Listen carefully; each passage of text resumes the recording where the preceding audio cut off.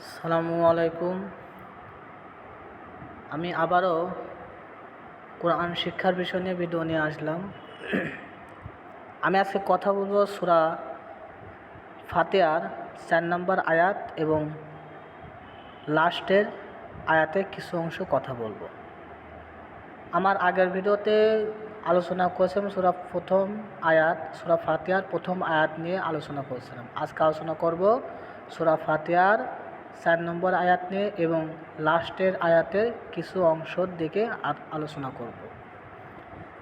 তো এর জন্য সর্বপ্রথম আমি কোরআন শরীফে চলে যাচ্ছি। সূরা ফাতিহা চলে যাব, খুব গুরুত্ব সহকারে দেখেন। আর আমি কি বলি সেটা ভালো করে অবশ্যই শোনার চেষ্টা করবেন। আমি একটু জুম করি। প্রথম যে আয়াত ৪ নম্বর যে আয়াতটা আছে,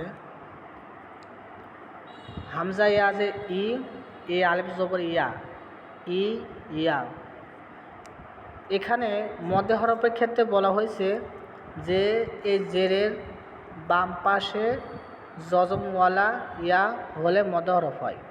এখানে সব কিছু ঠিক আছে, কিন্তু একটা জায়গায় ১৯-২০ আছে। কোথায় খেয়াল করেন, যে এখানে একটু ১৯-২০ আছে। জেরের বাম পাশে ইয়া তাসদিদ আছে, কিন্তু আমরা পড়েছি কি, আমরা জানি যে জেরের বাম পাশে ইয়া জজমওয়ালা ইয়া মধ্যে হরফ, কিন্তু আমরা কখনো পড়ি নাই যে জেরের বাম পাশে তাসদিদওয়ালা ইয়া মধ্যে হরফ, অর্থাৎ এটা মধ্যে হরফ হয় নাই। অর্থাৎ জেরের বাম পাশে তাসদিদওয়ালা ইয়া মধ্যে হরফ হয় নাই। কখন হতো? যখন জেরের বাম পাশে জজমওয়ালা ইয়া হতো তখন মধ্যে হরফ হতো। যেহেতু মধ্যে হরফ হলে এক টানিয়া পড়তে হয়, কিন্তু মধ্যে হরফ হয় না এখানে, এর জন্য এখানে টানের কোনো প্রশ্নই আসে না। তাহলে কীরকম শব্দ হবে? এখানে শব্দ হবে ই ই ই, আর আমি যখনই টানবো তখনই এরকম হয়ে যায় ই ই ই। আমরা বেশিরভাগ মানুষরা কিন্তু এটা কিন্তু ভুল করি, যেখানে টান নাই এই শব্দ আমরা কিন্তু ভুলে টেনে ফেলি।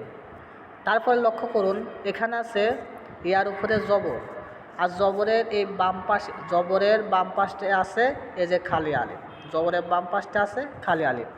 আমরা প্রায় সকলে জানি যে জবরের বাম পাশে খালি আলিফ থাকলে মদে হরফ হয়, আর যখনই মদে হরফ হয় তখন এক আলিফ টানে পড়তে হয়। তাহলে কীভাবে এক আলিফ টান দেবো খেয়াল করেন। ইয়া আলিফ জবর ইয়া, ইয়া আলিফ জবর ইয়া, এক আলিফ, ইয়া আলিফ জবর ইয়া। তাহলে কি হলো? প্রথম যে হামজা ইয়াজের শব্দটুকু টান নাই, আর দ্বিতীয় ইয়া আলিফ জবর ইয়া এটা আছে এক আলিফ টান। তাহলে কীরকম হইল?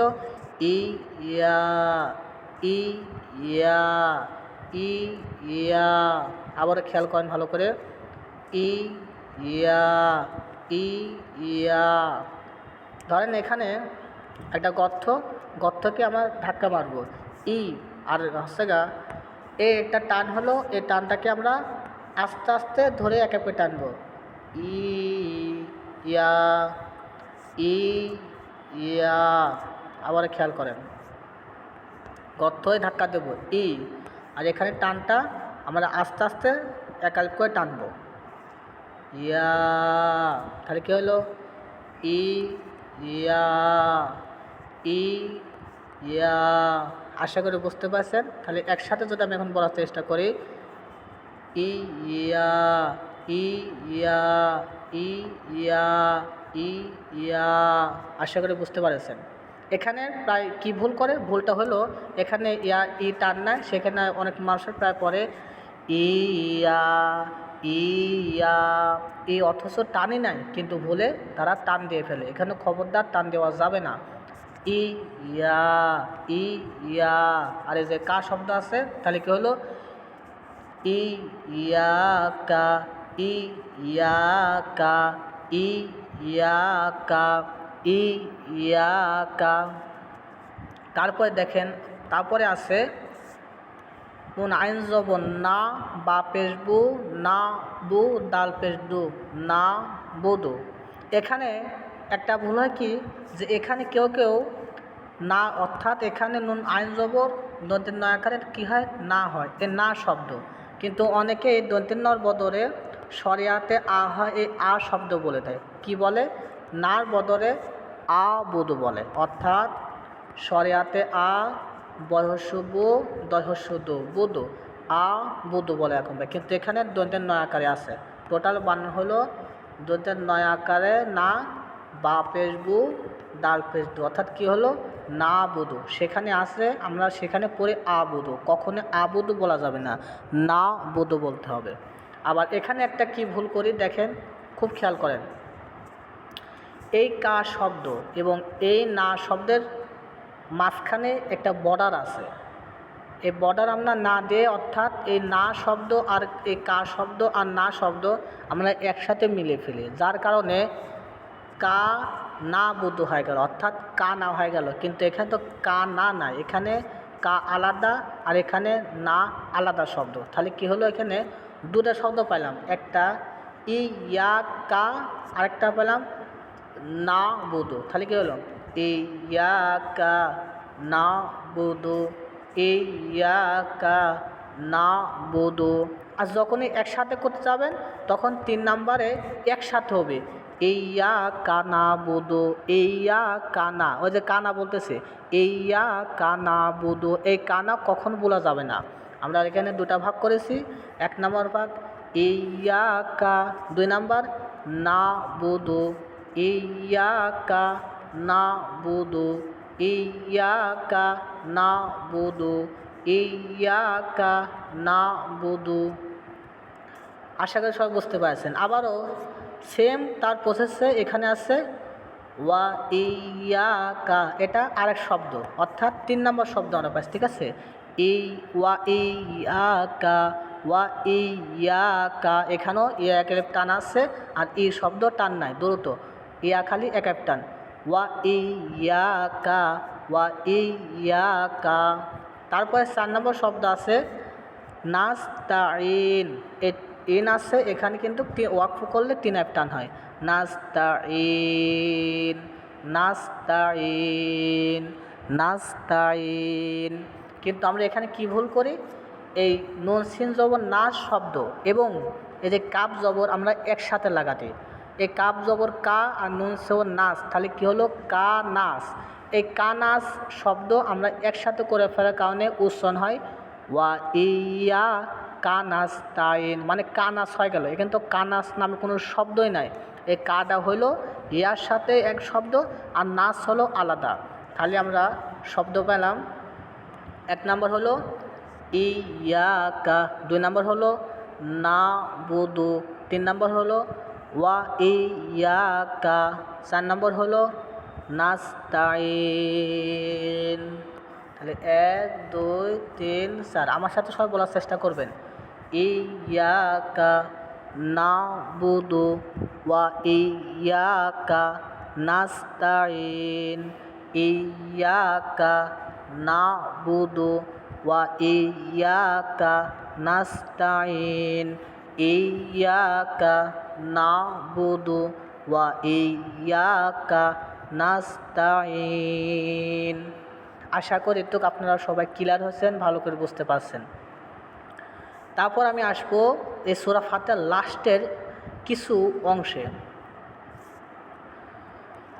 যেরকম এখানে আছে, আমরা অনেকে একটা ভুল করে থাকি যে গয়েন, এ যেখানে খেয়াল করেন গয় নিয়া জবর গয় হয়, সেখানে আমরা প্রায় কিন্তু গায়ে পড়ে মানে গায়ে রিল বলে থাকি। আবার কেউ কেউ রলাম যে রিল আছে এখানে রুল কয়, কখনো রুল বলবেন না, রলাম যে রিল হয় রিল বলবেন। এবং গয়েন ইয়া জবর গয় হয়, সেখানে খবরদার গায়ে কেউ বলবেন না, কারণ গয়েন জবর গ, গয়েন ইয়া জবর গয়, তাহলে কী হইল গয় রিল, গয় রিল, গয় রিল। আর এবং দত ওয়াপেশ দু, এখানে এক আলিফ টান আছে, তাহলে কি হলো গয় রিল মাগ দু বি, অর্থাৎ এই দু শব্দ এক আলিফ টান। ক্লিয়ার? গয় রিল, গয় রিল মাগ দু বি আলাইহিম। তাহলে একসাথে কি হলো গয়রিল মাগদুবি মাগদুবি আলাইহিম। এখানে আরেকটা বিষয় খেয়াল করেন যে ওয়া জবর ওয়া, লাম দল জবর লা, দত লাম জবর দল, তাহলে কি হলো ওয়া লাম দল, লামিয়াজের লি, নুন জবর না, লি না, ওয়াকফ করলে হয় লিন, এবং এই লিন শব্দ হবে 3 আলিফ টান, এবং দতলাম জবর দল হয় এখানে, এর দলের উপর আছে মোটা চিহ্ন, মোটা চিহ্ন 4 আলিফ টান হয়, অর্থাৎ দল 4 আলিফ টান। ধরেন আমি এখানে বোঝানোর জন্য 1 2 3 এবং 4 দিলাম, এখন 4 আলিফ টানবো। 1 মানে 1 আলিফ, 2 মানে 2 আলিফ, তাহলে কি হলো দতলাম জবর দল 4 আলিফ টান, দল। আশা করি বুঝতে পারছেন। আবার বলি দল, এরকম ভাই। তাহলে আমি যদি ওয়ার থেকে বলি এরকম শব্দ আসে, ওয়ালা দল। আবার বলি ওয়ালা দল, আশা করলে ক্লিয়ার। এবং এই লিন আছে 3 আলিফ টান, তাহলে 1 নম্বরে হচ্ছে দল 4 আলিফ টান, এবং লিন হলো 3 আলিফ টান। 2 নম্বরের লিন, 1 নম্বরের দল, তাহলে আমরা দল প্রথমে 4 আলিফ টানবো, তারপরে লিন শব্দ 3 আলিফ টানবো।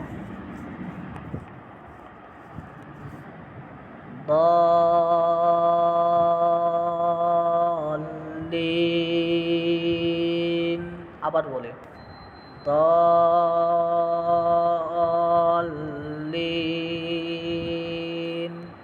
আমি যদি এবার এই ওয়ার থেকে বলি ওয়ালা দলিন।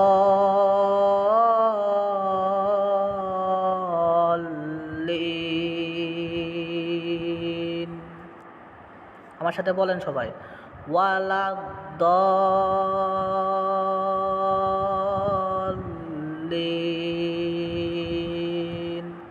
এবার এই গয়নিয়াজর গয়রিল মাগদুতে সবাই শুরু করেন, গয়রিল মাগদুবি আলাইহিম ওয়ালা দলিন।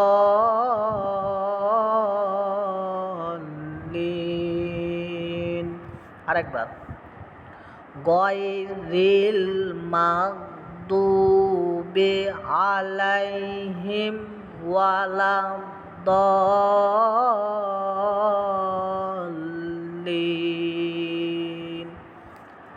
তাহলে আমরা প্রথমে শিখলাম সূরা ফাতিহার 4 নম্বর আয়াতটা, আমরা আরেকবার পড়ি।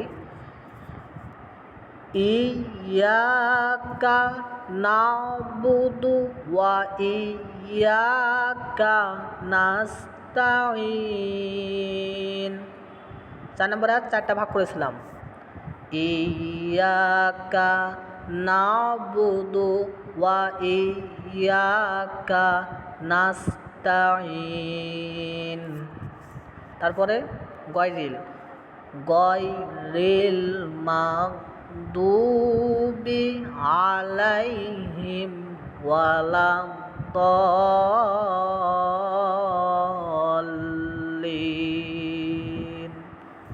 আশা করি সবাই বুঝতে পারছেন। আজকে এটুকুই। আসসালামু আলাইকুম।